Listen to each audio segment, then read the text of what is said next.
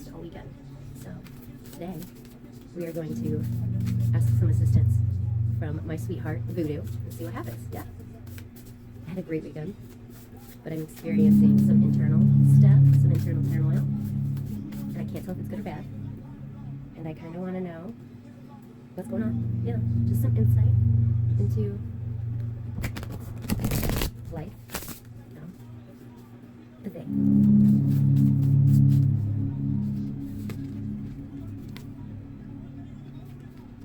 Okay. This is the second reshuffle. I just got the Knight of Pentacles, so the deck kept throwing a bunch of cards out.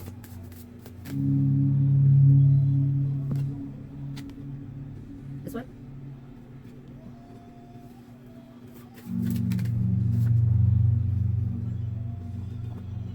That's the one I got before.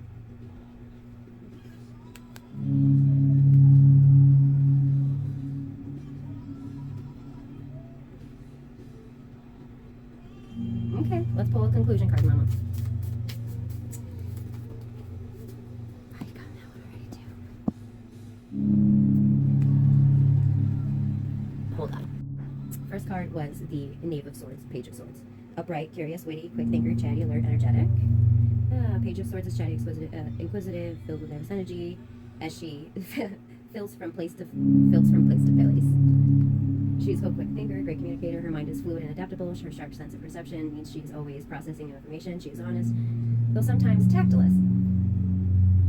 Without focus, her mind can run around in circles and go off on tangents with fresh ideas, curiosities. You can find yourself pondering every day. Now could be the moment to investigate that. Okay, dope.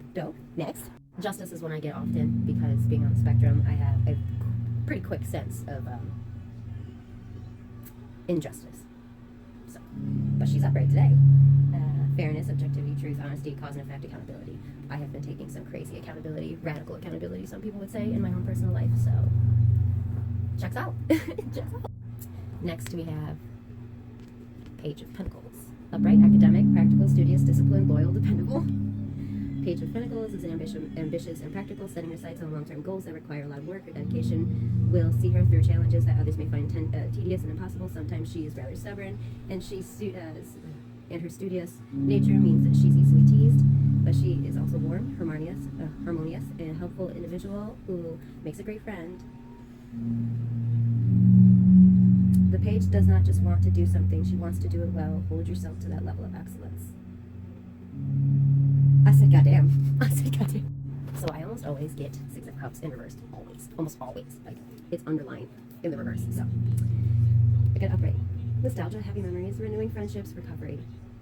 To heal from her wounds, the fool seeks shelter from the present, revisiting brighter moments of her past. Here she finds refuge, comfort, and safety. This can take form of fond memories or even a physical homecoming. She may also be searching for answers and seeking closure. She gathers strength in these warm surroundings, but she must remember not to get lost in the past. What do you miss from the past? What memories give you a feeling of contentment and security? They may be particularly comforting to you now and can serve as guidance for the future.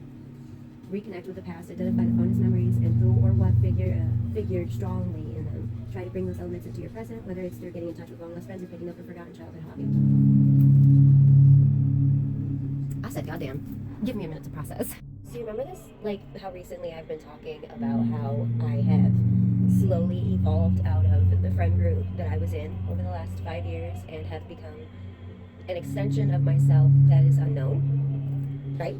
This last weekend, my best friend got married. My best friend of 15 years. Like, she got married, and it was the most magical thing in the entire world. I cried like a baby the entire time. Like, I just... Stop. But I got to experience a genuine friend group this weekend, and I was grieving a lot of what I had been going through and how I didn't understand why the universe was putting me in such a lonely position and why I felt like I had lost all of my friends. We just weren't on the same page anymore, and it happened to me before. That was my own catalyst. That was my own fault. So, like, you live and you learn. And I immediately wanted to go back to the what did I do wrong, the victim up here, and be like, what is it? Baby, you just grew out of them. Like, speaking to you, like, you just grew out of them. You are not in the same field as they are. You are not in the same wavelength as they are. People can only meet you as far as they've met themselves. And you don't know what you don't know. I miss the friend group I had before that friend group.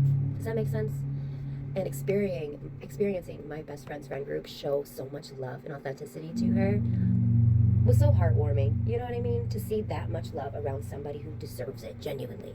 I have never felt so secure in my own healing, in my own integrity, to know that I was in the right path at the right time. Because had I not gone through what I had gone through with my friend group in 2020, had I not gone through what I had gone through over the last couple of years with just falling out with a bunch of these bitches, like, just, we can't see eye to eye anymore. Love you to death, but kind of love you from a distance. I want you to eat, just not at my fucking table. Like, but I get it. I finally get it. I finally get it, because I'm looking at my girls that I'm looking at my girls that I hold so closely to me. And I've never been more grateful for them. I really haven't. I have the best friends in the world. I really do. And I had to go through what I went through to learn that I was the problem, and then to learn for the second time that I wasn't. I just wasn't supposed to be in that place. How radical. How awesome. How amazing to have that much peace and solidarity in yourself. And that's on healing.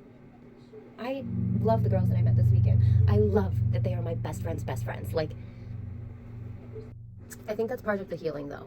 I think that the universe will show you when you are questioning, like I was, like, what did I do wrong? Like, over the last couple weeks, I've used my Snapchat to unapologetically unravel kind of my brain, because no one actually cares. No one cares at all. So I did. And that amount of healing that came with it, that sitting with myself after I've spit out what I was feeling, finally being able to articulate it, couldn't have happened at a better time. Couldn't have happened at a better time, because I had so much peace in myself being there for her that I was excited. I was excited to be there for her and all of her girlfriends, and I wanted to make sure I could help, and I wanted to make sure that I had everything in line that they might possibly need, because it's a wedding, like, duh. I wanted to make sure that I myself had no yucky juju attached to me, so I sat down and did a meditation before I even got up there. Probably a little too good, because your girl was an emotional baby, but it's okay. It's okay. I'm not going to apologize for who I am. That's who I am. I cry at everything. I love you. If I'm not crying because something great is happening in your life, that's a problem. That's a problem. I'm just saying. But I've never seen her surrounded by so much love like I did this weekend.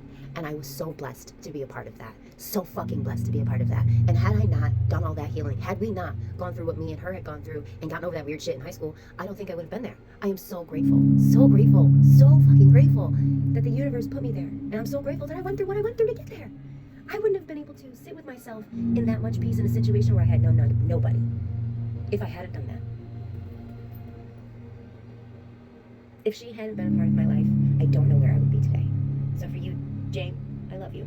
I thank you for always being part of my life and being part of my healing journey, because I can't imagine you not being part of it. It would be real weird. Like, life would suck. Love you.